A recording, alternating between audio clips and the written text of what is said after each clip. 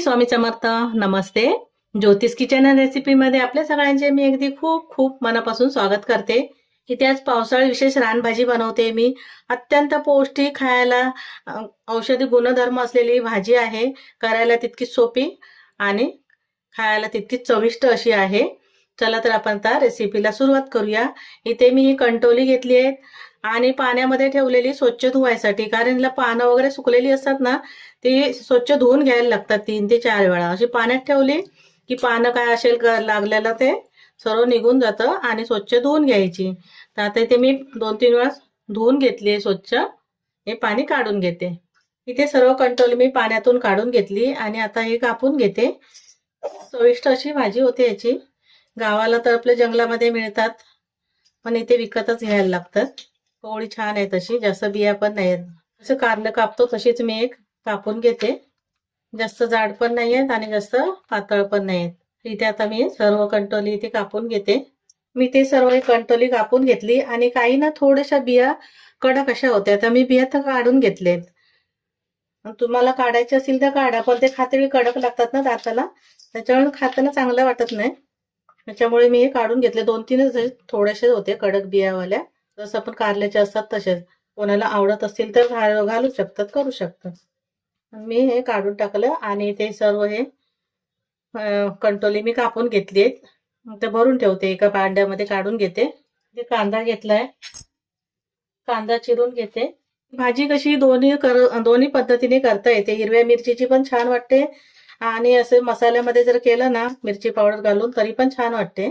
त्याच्या आवडीप्रमाणे आपण करू शकतो. तर इथे मी दोन्ही करणार आहे.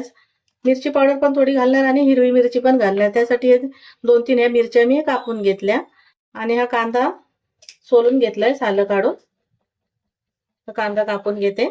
कांद्याचा वापर थोडासा जास्त करायचा आहे, भाजी कमी होते तशी.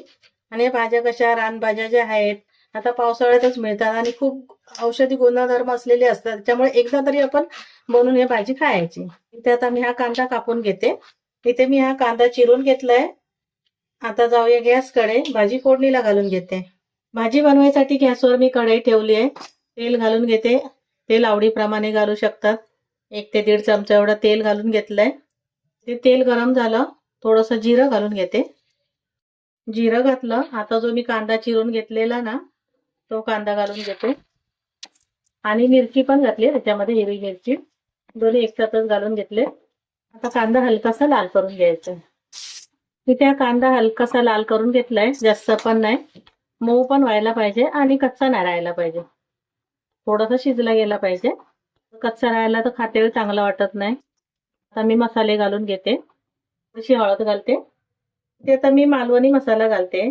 जर तुम्ही मिरची पावडर घातली ना तर धना पावडर वगैरे घालून घ्या.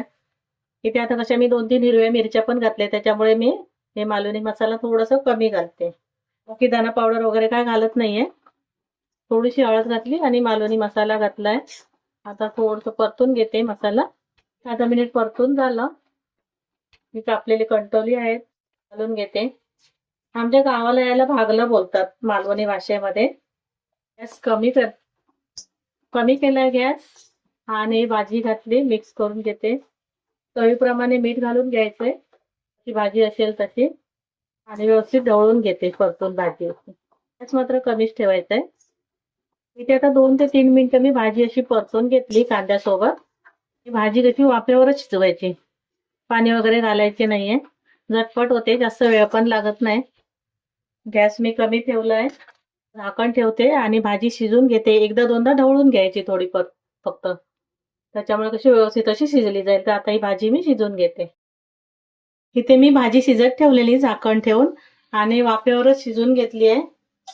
एकदा ढवळून घ्यायची परत आणि बघायची, बघ शिजली गेली व्यवस्थित, अशी पटकन तुटली जाते.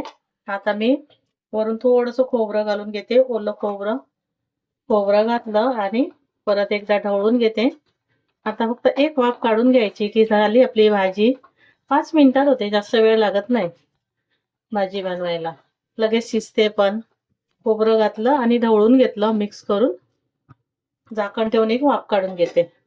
इथे खोबरं घातलं आणि एक वाफ काढून घेतली भाजीला. परत एकदा ढवळून घेते, गॅस बंद करते आणि मी भाजी काढून घेते. इथे आपली रानभाजी मस्त अशी तयार झाली आहे. औषधी गुणधर्म असलेली आणि तितकीच पौष्टिक अशी, खायला मस्त आणि झटपट होणारी रेसिपी आहे. तेव्हा तुम्हाला माझी रेसिपी आवडली असेल तर लाईक करा, शेअर करा, सबस्क्राईब करा. पुन्हा भेटू आपण अशाच एका नवीन रेसिपी सोबत. थँक्यू. धन्यवाद.